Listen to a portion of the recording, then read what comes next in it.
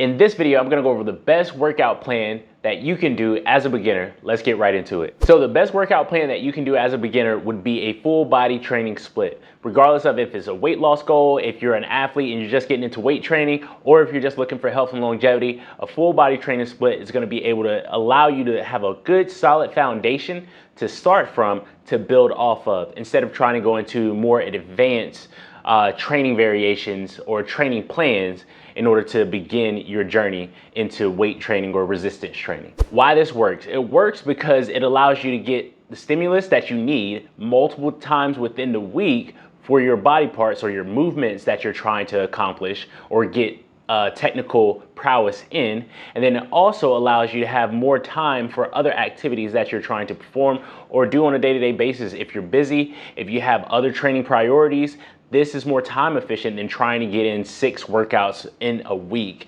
compared to being able to do 2 workouts or 3 workouts within a week. The way that you apply this is you'll do an A day and a B day. Now you can do an A day, B day, and another A day, but let's just stick with the 2 for now.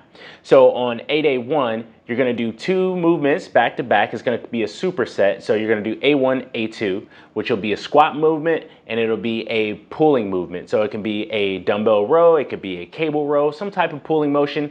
It can be a squat motion such as a goblet squat, back squat, a front squat, whatever squat is more appropriate for you at the moment.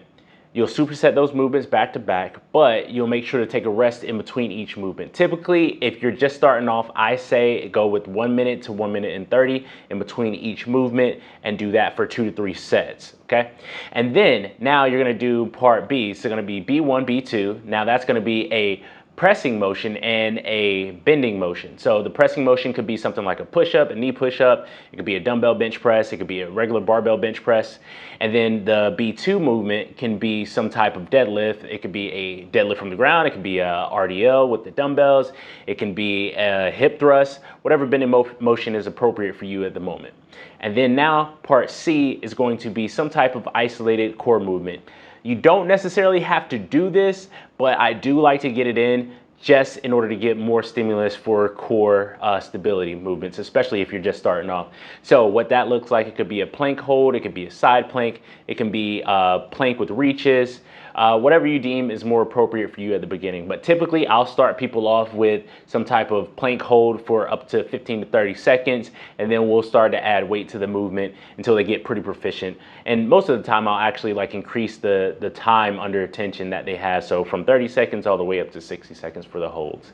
For each of those, you're gonna be doing 2 to 3 sets of those movements. And I would typically stick with the higher repetition range. It will go from 12 reps to 10 reps to maybe 8 reps. So from week to week, you can go 12 reps to begin with, the next week 10 reps, the next week 8 reps, and you're doing 3 sets for all those weeks. And then finally week 4, you're gonna be doing 8 repetitions again, but then you'll reduce it to maybe 2 sets. And then you'll just start that cycle over again with new movements. And that's it. So that's just a simple variation of a full body training split that you can do as a beginner when you're just getting started in resistance training. So if you have any other comments or questions, leave them down below in the comment section, and I'll see you in the next video.